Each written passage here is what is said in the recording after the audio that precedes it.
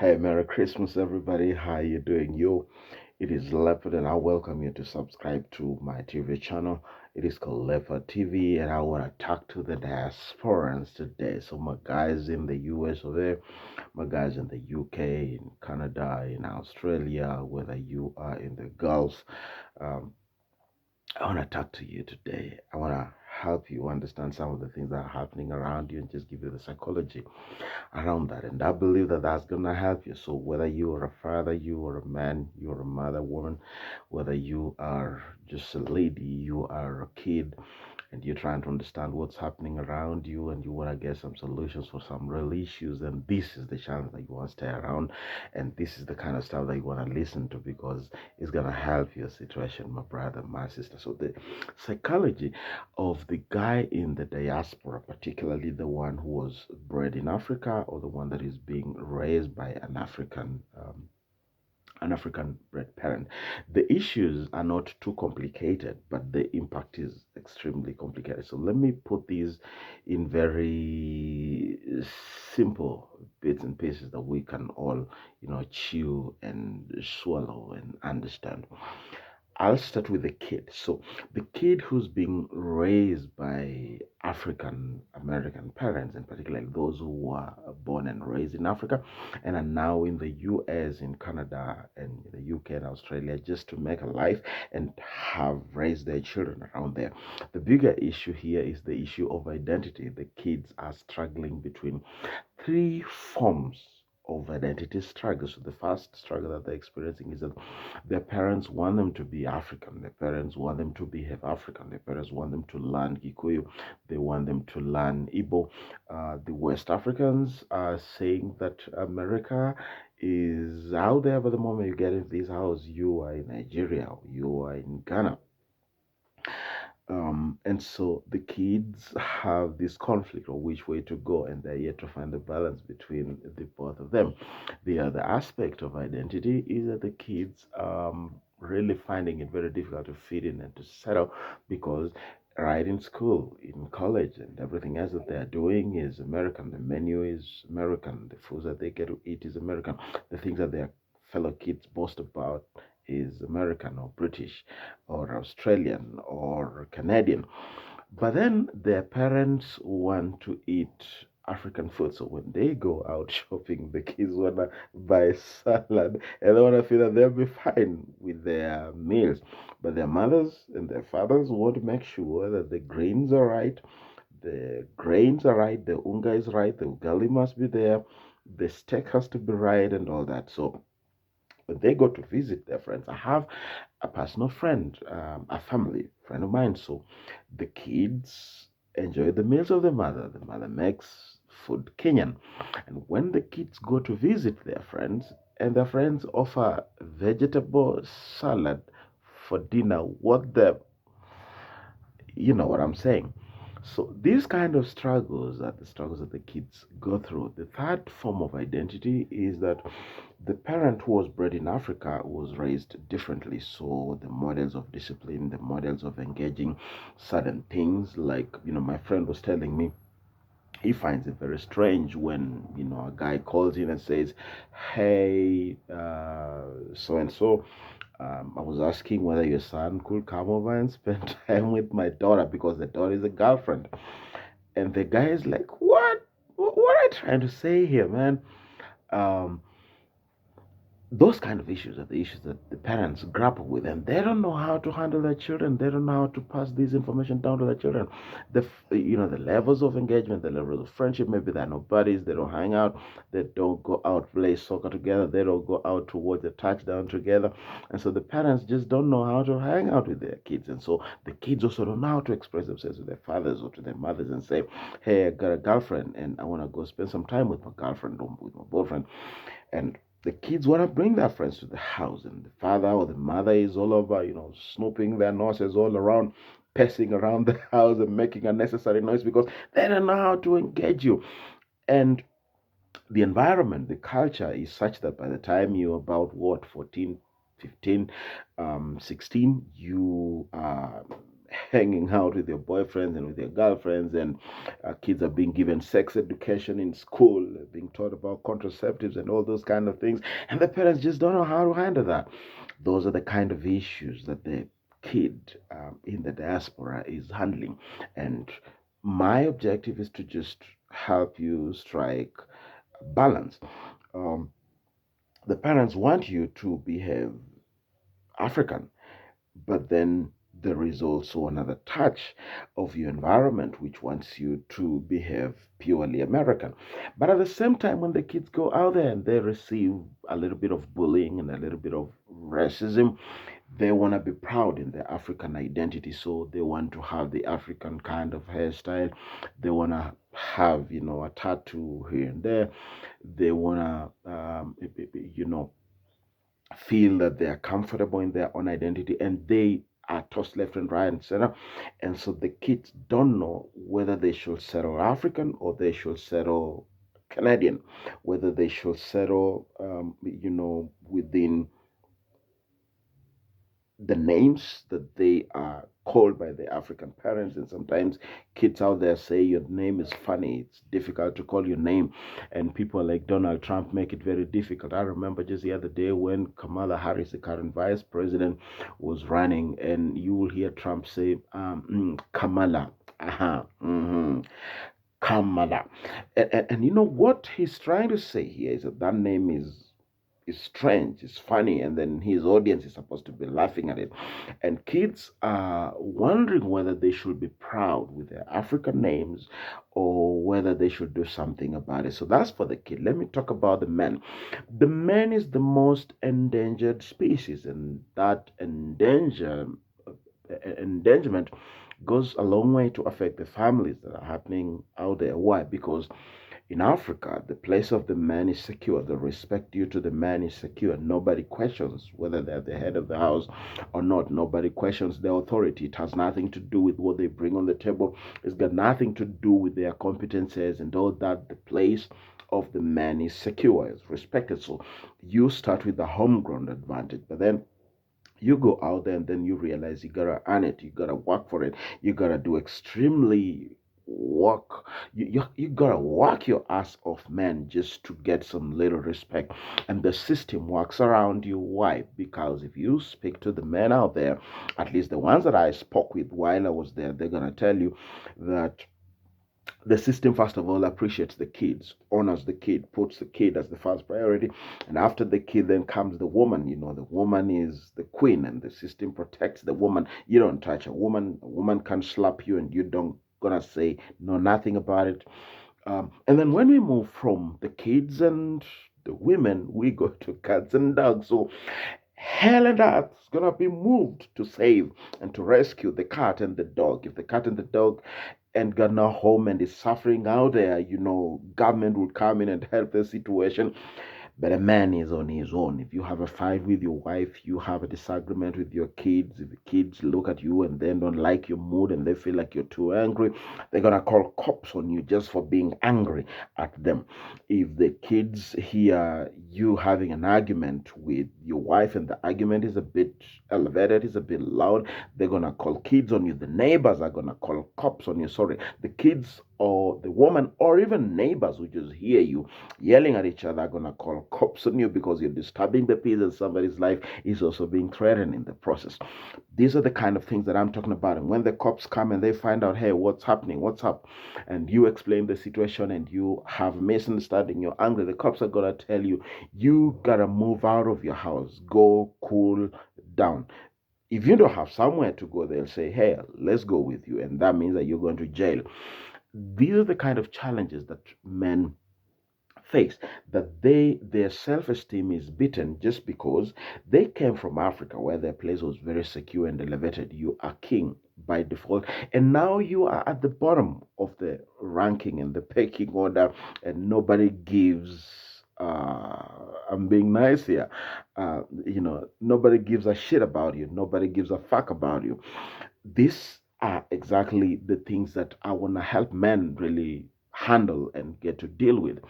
Um, and then the other thing is that the woman. I mean, to be able to explain the man issue, I have to bring in the woman issue. So the woman in Africa is a submissive person. The woman in Africa honors the man. The woman in Africa are trained, are raised to honor the man and to honor the place of the man and honor the place of the family.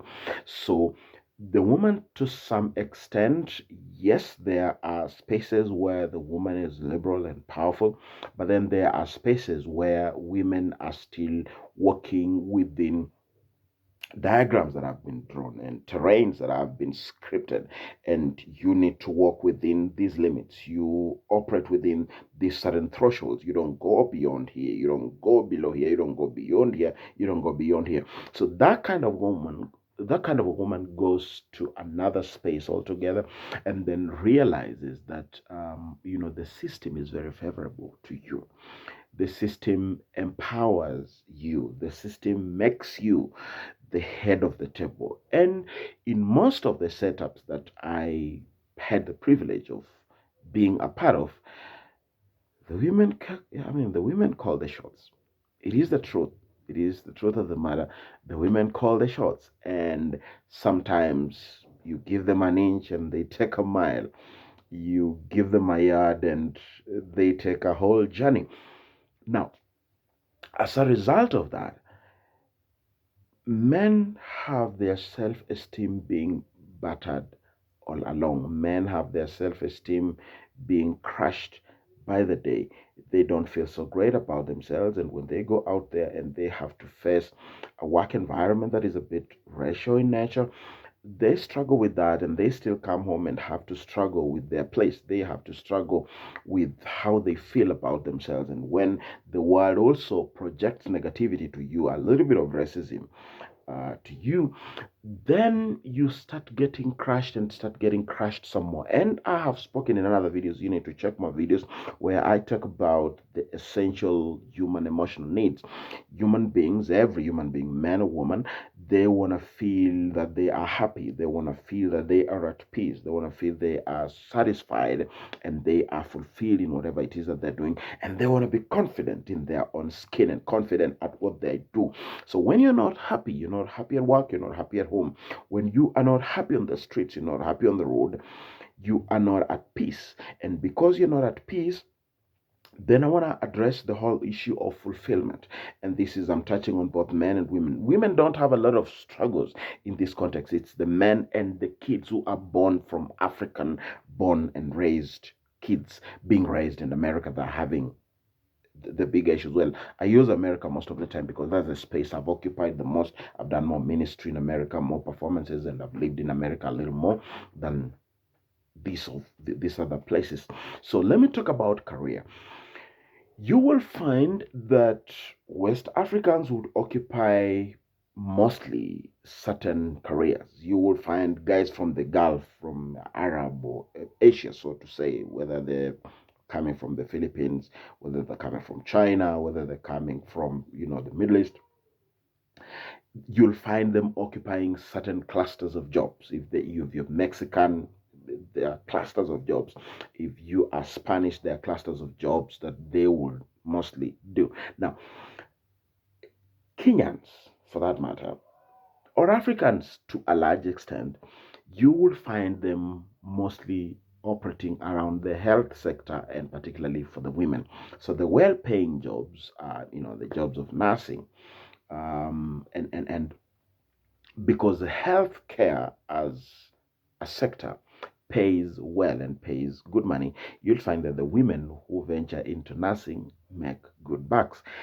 And men, particularly those who are coming from Africa, still have certain mental stereotypes. So a few of them still believe that, like nursing is a woman's kind of career, and they don't do a lot of that. Those who are doing so, they have a little more money on themselves.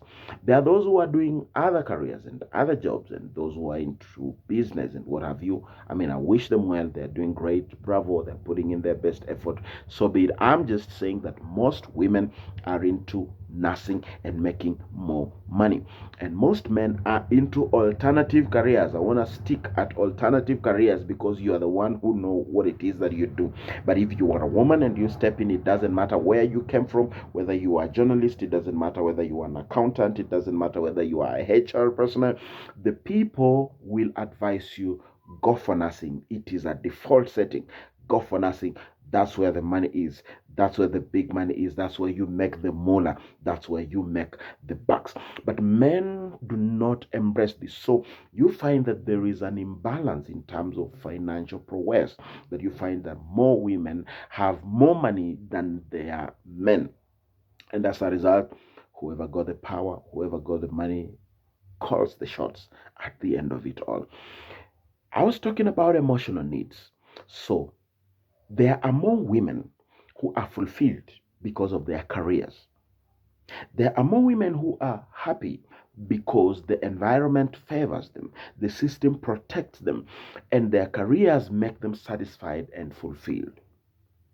So they are more at peace and they are more confident with themselves. Whereas the men are less satisfied because they are not in their dream careers. Some of them had masters, maybe even PhD. So lucky are you if you find yourself, for example, the Luo community. My goodness, all of them are in academia. They are lecturing, they're teaching at the universities. These are the kind of things that I'm talking about. So those who find themselves in dream careers are satisfied and therefore happy and therefore self confident and they're at peace with themselves. But those who are still struggling and grappling with a lot of stuff, it means that they're finding it difficult to thrive. They're not thriving. They ain't thriving. They ain't happy. They ain't at peace with themselves. They are not satisfied and fulfilled with their lives, which means that they are probably sliding more towards depression because they are unhappy. And when you are unhappy, you cannot be happy at home. When you are unhappy, you can't be happy with your kids. When you are not confident, you can't be confident before your children so your children can see how much frustrated you are. You are not confident to your children. You're not confident to your woman. You are not confident to your society. And all this anger and frustration is now projected to your children who drift much more away from you. And you get more and more frustrated. And when all this frustration has come to bear, the families crumble. Separation, divorce, depression, suicide. And these are the things that I would like to help my people. You have questions for me? Send them on to my email address, which is Leopard Institute, and I'll try to answer you. You have issues that you want to address in your situation, I would like to help you. Men have problems. They say we brought our wives on the table, they got here, and our wives have turned into beasts. But you do not understand what exactly is happening because it is what I have just explained, a moment ago. And so the men decide, then let's try another option and groom and bring a fresh bred woman right from Africa. So you try that option. You bring in a new woman who is naive. But guess what? After some time, they learn the ropes. They know their rights. They know their privileges. They know their potential. They become happy. They thrive. The same cycle repeats itself. And these are the kind of issues that I would like to help our people. But finally, issues of faith. I'm a Christian myself. And you find a lot of folks who are Christians by supervision. So you are born again, or you're generally a Christian, or morally upright person, and there were a lot of supervision. Your aunties were supervising your faith. Your pastor was supervising your faith. In campus, the Christian Union was all over you, trying to supervise your faith and how you express yourself and how you behave and your moral conduct and your behavior and everything. They are there with you. In our university, there were rules, no visiting ladies' hostels beyond 10 p.m. and those kind of things. So you then go to the land of opportunity and you find that it is the land of the free. nobody cares about what you do, nobody cares about how you live. It is you, it is your life, and it is independence galore. It is the epitome of freedom. And so, if you are used to a life of supervision and you are a Christian because somebody else was supervising your life, then you realize it is a time to now express yourself. And through those turmoils, there are a lot of people who've lost their bearing. There are a lot of people who cannot identify themselves in the mirror no more, and they don't know how to come back. Another major problem that is happening in this particular community is there is this category of people who are living in places like Canada, in the USA, in Europe generally. And for reason best known to them, and I don't want to go to that, they are not able to travel out of the country. They are not able to travel back to their home countries because if they do, they won't be allowed back in. So there is a lot of things that have happened in the process. You have lost loved ones. You've lost your father, lost your mother, lost a sister, lost a cousin, lost a best friend. You never had a chance to mourn them. And so there is a lot of grief and loss that is happening in there that is unprocessed. And it keeps hindering you, it keeps holding you back. My dream, my vision, my purpose is that because I have a little understanding, I don't live there on routine, but I have traveled enough times to know that I could help to a significant extent, and God helping me, I should be able to help a few people resolve certain emotional blocks, because emotional blocks means that there are certain emotions you needed to express which you didn't. There are certain emotions you needed to go through which you did not process. And so those emotional situations and those environments and mental situations that created a lot of mental trauma and emotional trauma have caused you to stagnate, and you are unable to go past. You've gone through betrayals, you've spent your money, sent money home to buy land, to buy houses, and eventually you found a roundabout. There's another problem of people having struggles with their investment priorities. So you work hard, earn money, you send all that money home to help your family, help your siblings go to school. You forget about yourself. So you work day and night. In fact, West Africans laugh at we East Africans and say that we work 3 shifts. When do we ever have time for ourselves? Because West Africans party, and they party hard. So you have worked, you have earned money, and you send this money home for your own investments. So you are living like a slave while you're working for big money, and you're sending this money home to help your family, which is a beautiful thing. But you are also trying to invest, maybe build a big house where only rats and lizards live in for 10, 20, 30 years. And you yourself, you live like a slave, earning the money and sending money away, not for investment, because sometimes building some of these big mansions, it's not an investment really.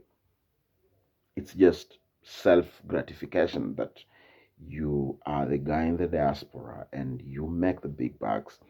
And so people should see a big house and appreciate who you are. So, how do you go about that? Where do you draw the balance? How can you thrive and enjoy your life where you are so that you're more productive, you're more effective, you're able to achieve more and be happy with yourself and be proud of yourself and still feel like you're making progress in your homeland? How we go about that? Talk to me. I am your coach, your mentor, Leopard. Send me an email on leopardinstitute@gmail.com. I repeat, leopardinstitute@gmail.com. And let's talk. I'll talk to you. I'll give you advice as much as I possibly can, and hope that you will get some form of help. Stick here, subscribe to my YouTube channel, Leopard TV, and get to know every time I have information going out there.